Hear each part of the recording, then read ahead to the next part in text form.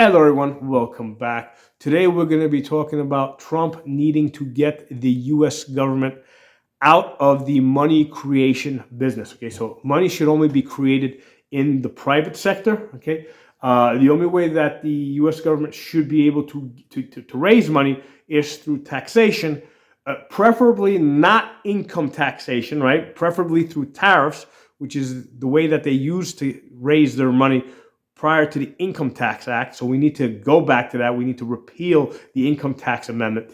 But I need us to understand some very important numbers here, okay?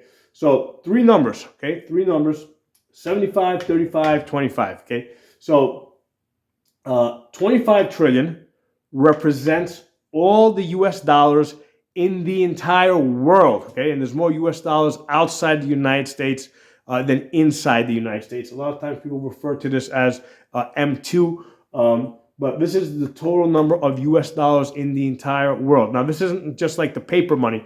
This is the money that's actually in all the bank accounts, okay?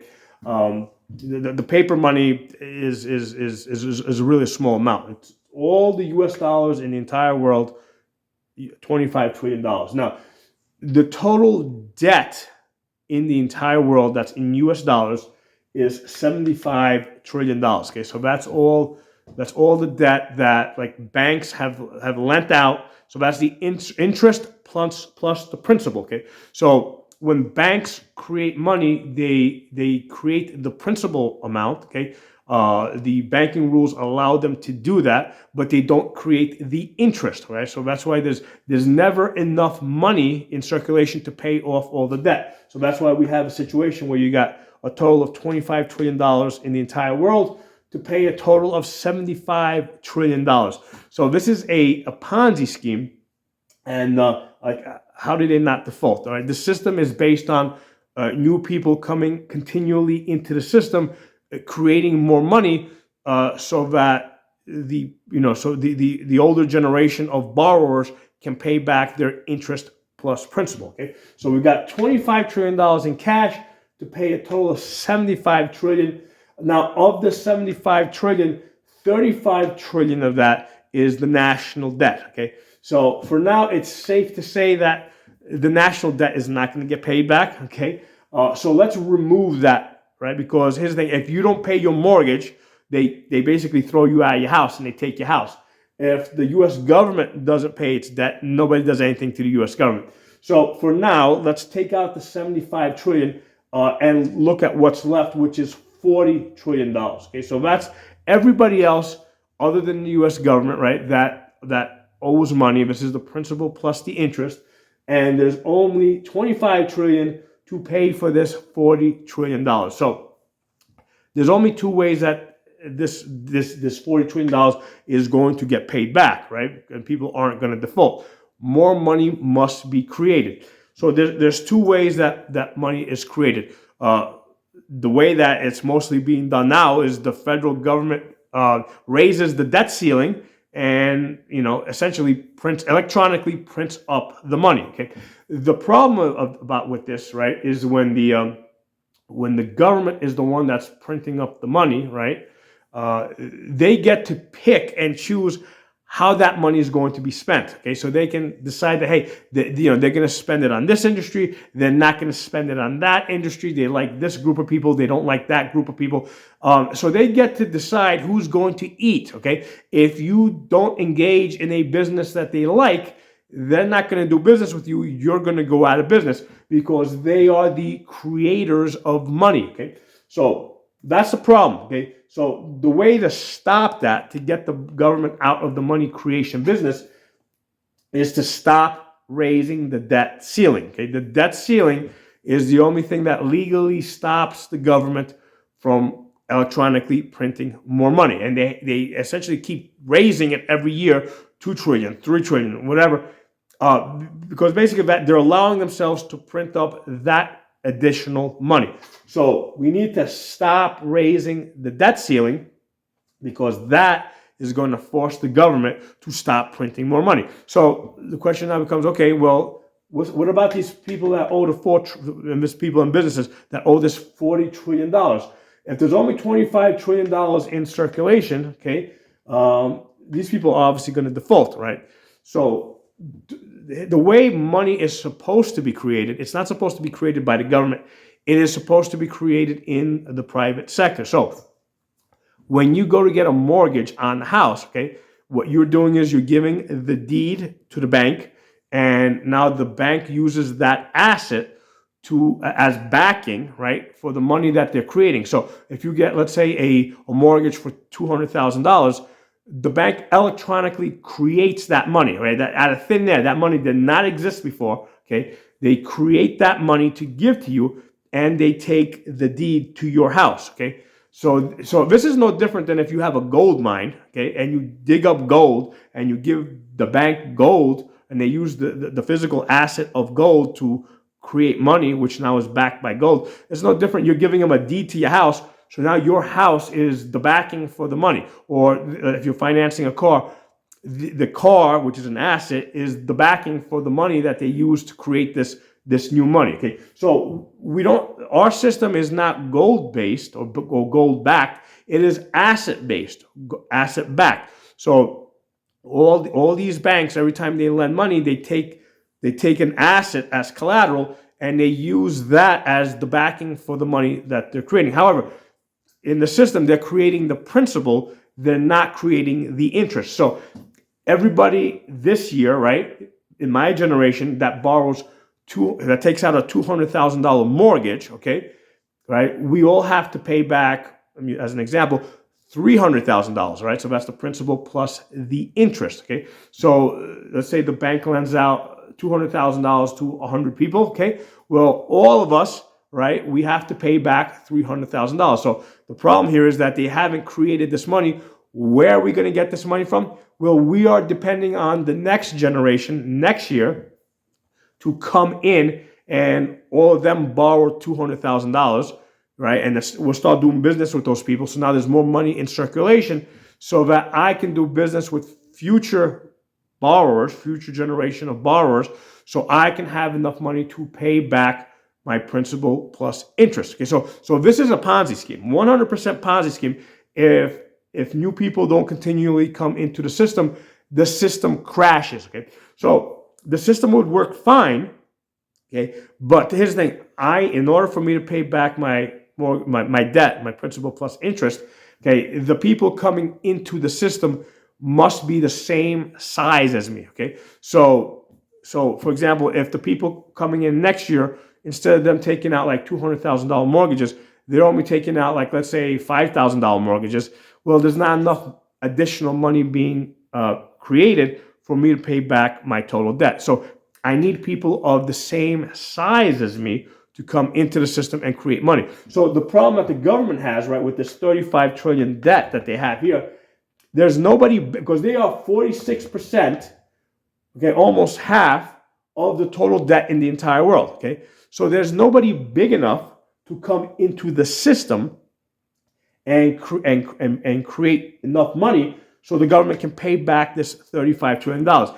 Can't happen, no way, impossible, okay? The system depends on people or companies or countries of the same size coming in and borrowing pretty much at the same rate or at the same size level, okay? So there's nobody that's big enough to come in and create enough money for U.S. government to pay back its debt. So essentially, the Ponzi scheme has crashed for the government. Okay, so that's why I say the $35 trillion can never be paid back.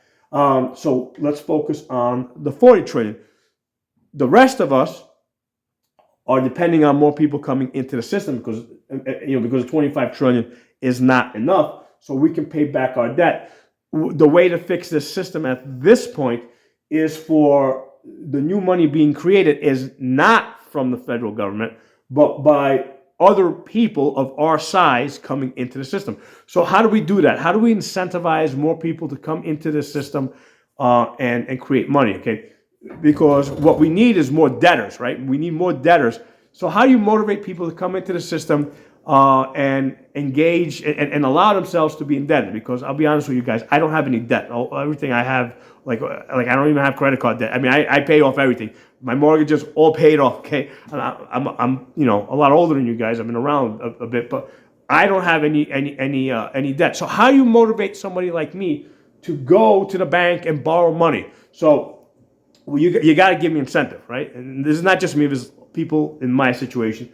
You got to give us incentive. So the incentive that you're going to give us, or you could give us, is say, okay, small business, right?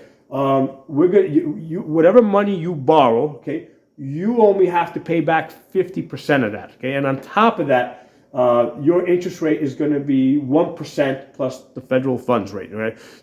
Now you might say, well, wait a second, if you're only paying back 50%, isn't the bank going to lose money on this deal? No, because the bank is creating money out of thin air, okay?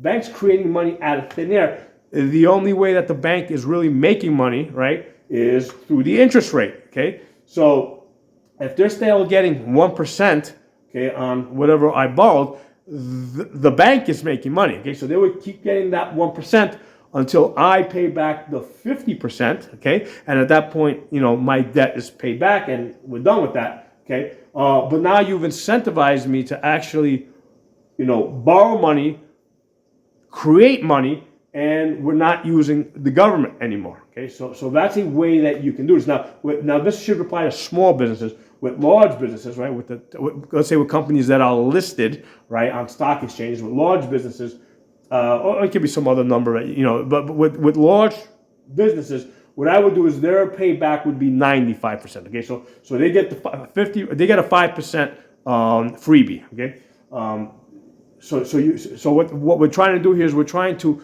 incentivize small businesses rather than the Amazons and the all these large companies that are really already like filthy rich. Okay. But we still want to keep them in the loop because remember they're still making machinery, right?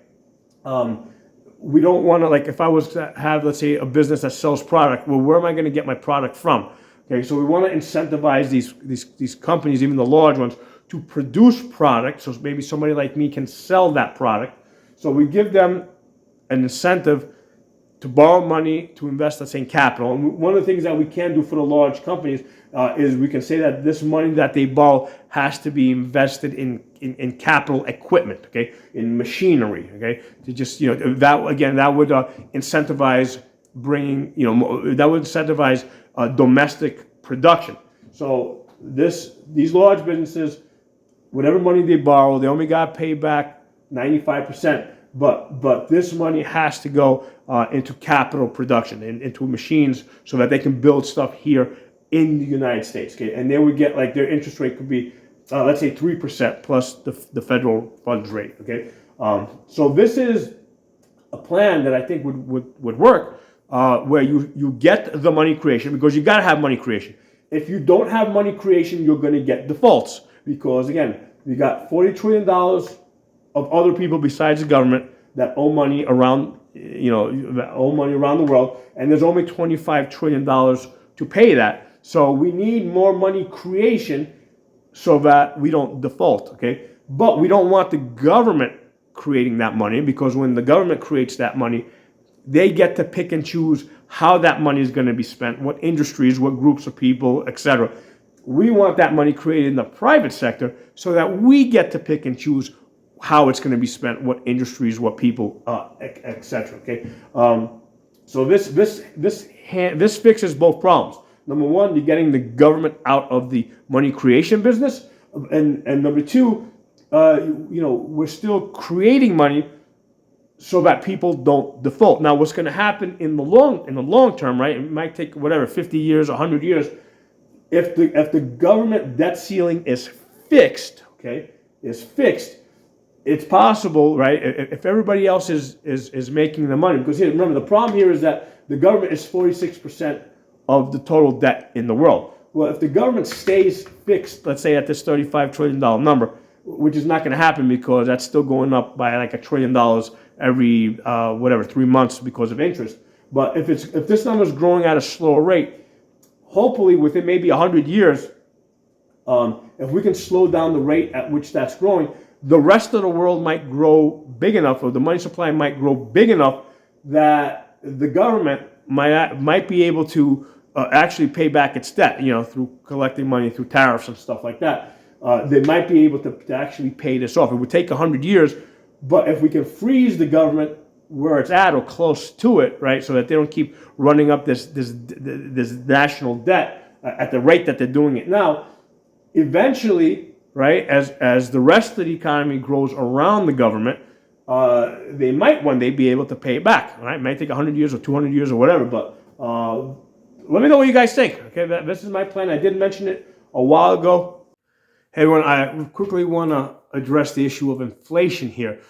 So what happens to the price of like eggs and gas and all these things that have gone up because of the insane government money printing? Okay, so that's self-correcting because again, we have a situation where there's not enough money in circulation, right, to pay for the existing debt as it's coming due, right, unless more money is created.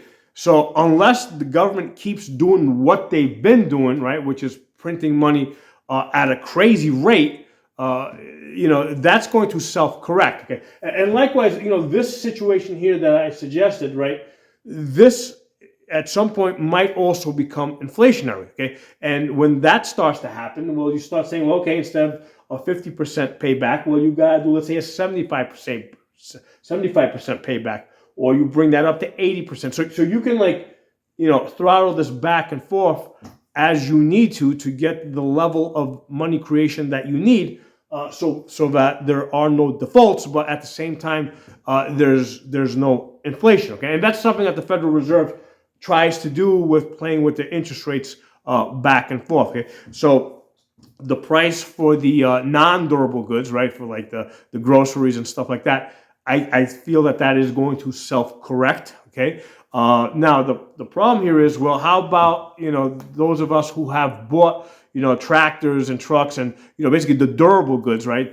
Capital equipment, and we have overpaid for that. What's going to happen to that? Well, obviously we're locked in, we paid a penalty there. The way that we would get compensated, right, and kind of get back on track is hopefully over time. But basically the price of fuel and eggs and all these would have to come down that much more to compensate us for the high prices that we're paying for the durable goods, right? So the price of the non-durable goods, right, has to come down low enough to compensate for the inflation that we've already had on the durable goods. Okay, so those are my thoughts on that.